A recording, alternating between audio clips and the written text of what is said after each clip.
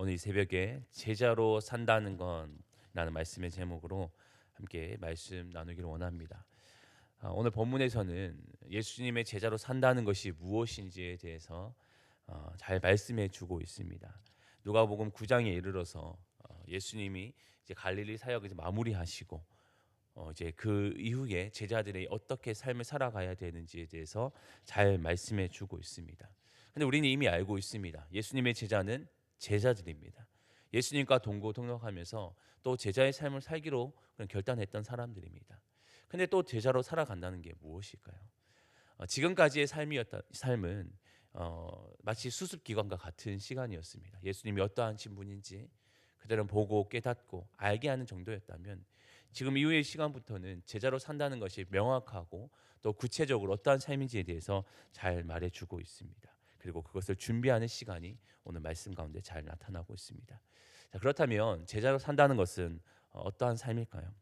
오늘 말씀 9장 6절에는 이렇게 말합니다. 제자들이 나가 각 마을에 두루 다니며 곳곳에 복음을 전하며 병을 고치더라라고 말합니다. 먼저 제자로 살아간다는 것은 복음을 전하는 삶입니다. 발걸음이 닿는 곳마다 주의 복음을 전하고 예수 그리스도가 누구신지 하나님이 누구신지를 증거하는 삶, 그것이 바로 제자의 삶입니다. 그뿐 아니라 병든 사람들에게 병을 고쳐주며 참된 자유를 선포하는 것, 참된 자유를 주는 것, 그것이 오늘 제자의 삶이라고 말하고 있습니다. 이 모습은 이전에 예수님께서 다 행하셨던 일들이죠. 예수님께서 병든 사람들과 고통 가운데 있는 사람들, 그리고 참 삶의 자유가 없는 사람들에게 자유를 선포하여 주시고 또 그들에게 참된 하나님의 진리와 그 길을 알려주셨던 것처럼 오늘 제자들은 예수님이 행하셨던 그 일들을 함께 드러내 보이며 살아가는 삶, 그것이 오늘 제자의 삶이라 이야기하고 있습니다. 이 모습은 오늘 말씀 7절에서 9절에 나타나는 이 세례 요한의 모습과도 같습니다. 세례 요한은 앞서 주님이 오실 그 길을 준비했던 사람이었습니다. 그래서 주의 길을 곧게 하기 위해 앞서 세웠던 사람이 세례 요한이었습니다. 그러나 오늘 제자의 삶은 세례 요한이 주의 길을 곧게 했다면 또 준비했다면 이제는 이 제자들은 예수의 그 길을 증거하는 삶, 이미 마련되어 있는 주님의 그 길을 함께 드러내 보이고 구체화하고 또 그 길을 계속 드러내 보이는 삶이 오늘 제자의 삶이라고 말하고 있습니다. 첫 번째로 이 제자로 산다는 것은 바로 복음을 전하며 예수께서 하셨던 그 일들을 드러내는 삶, 그것이 오늘 제자의 삶이라 오늘 말씀을 하고 있습니다. 두 번째로 제자로 산다는 것은 하나님의 은혜를 덧입는 삶이라고 이야기하고 있습니다. 16절 말씀에 보면 예수께서 떡 5개와 물고기 2마리를 가지사 하늘을 우러러 축사하시고 떼어 제자들에게 주어 물에게 나누어 주게 하시니라고 말합니다. 우리가 잘 알고 있는 오병이어 사건이 기록되어져 있습니다. 이 사건은 참 기적이고 놀라운 사건이었습니다. 물리적으로 한계가 있었던 것들이 그것을 뛰어넘는 사건이었고 배고픔에 줄여 있던 사람들에게 배불리 먹게 하시는 그런 사건이었습니다. 이 사건은 마치 구약의 애굽을 나왔던 그리고 광야길에 있었던 이스라엘 백성들의 삶 가운데 임했던 하나님의 은혜를 생각하게 합니다. 바로 만나 사건이죠. 하늘로부터 날마다 공급되어지는 그 은혜, 그것으로 먹고 살게 하셨던 하나님의 은혜를 기억하게 합니다. 이 사건들이 가지고 있는 특징이 뭐냐면 하나님께서 무조건적으로 주시는 은혜라는 것입니다. 만나를 주었을 때도 이스라엘 백성들의 어떠한 수고와 노력에 대한 하나님의 보상이 아니었습니다. 오늘 오병이어 사건 가운데 그 굶주려 있는 사람들도 마찬가지죠. 그들이 어떠한 이만큼의 노력을 통해서 보상을 받는 것이 아니었습니다. 그저 하나님이 그들을 긍휼히 여기사 그들에게 필요한 은혜를 더해 주셨던 것이 오병이어 사건이었고 만나 사건이었습니다. 다시 말해서 하나님의 무조건적인 은혜가 임해졌던 것이었고 그 은혜로 그 삶이 풍성해지는 삶을 보여주는 것이 이 사건이었습니다. 제자로 산다는 것은 바로 이런 삶입니다. 하나님의 무조건적인 은혜를 덧입으며 아니 그 은혜로만 살아가는 것, 그것이 오늘 제자의 삶이라는 것을 말해주고 있습니다. 그래서 나의 노력과 수고와 거기에 기여한 것이 아니라 오늘 또 나의 삶 가운데 무조건적으로 주어지는 하나님의 은혜, 그 은혜를 사모하며 살아가는 것, 그것이 오늘 제자의 삶이라 이야기하고 있습니다. 세 번째로 제자로 산다는 것은 자신을 부인하는 삶이라 이야기합니다. 오늘 23절은 이렇게 말합니다. 또 무리에게 이르시되 아무든지 나를 따라오려거든 자기를 부인하고 날마다 제 십자가를 지고 나를 따를 것이니라고 이야기합니다.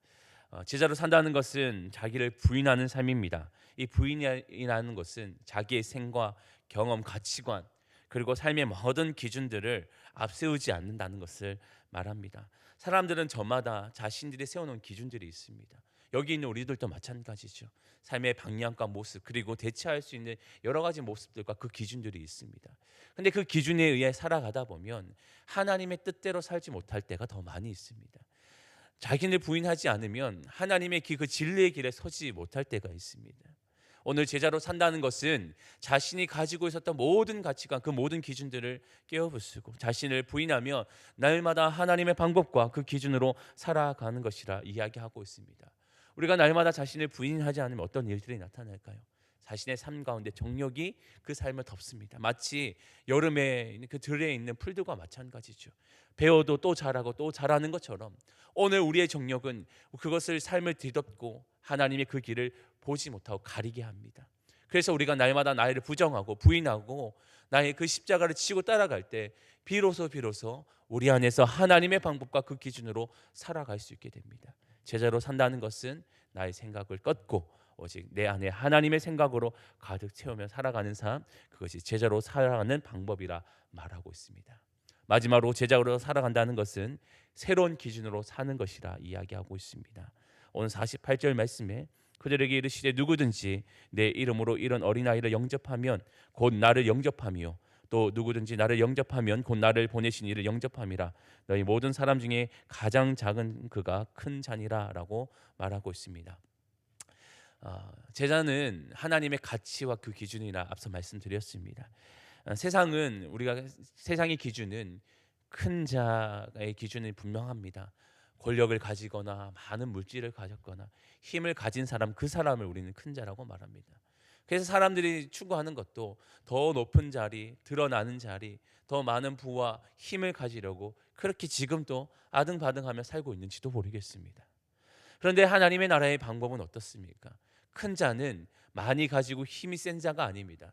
전혀 다른 방법입니다. 어린아이, 낮은 자, 작은 자, 그 사람이 하나님의 나라에서 큰 자라고 이야기하고 있습니다. 오히려 자신의 힘을 드러내지 않고 그 힘으로 낮고 작은 자를 섬길 수 있는 사람, 더 마음을 낮추는 그 사람이 하나님의 나라에선 큰 자라 오늘 이야기합니다. 이 말은 다시 말해서 새로운 가치와 기준이 있다라고 말하고 있어요. 그래서 제자로 산다라는 것은 하나님의 나라의 방법과 그 기준으로 살아가는 그 사람이 오늘 제자의 삶이라고 말합니다.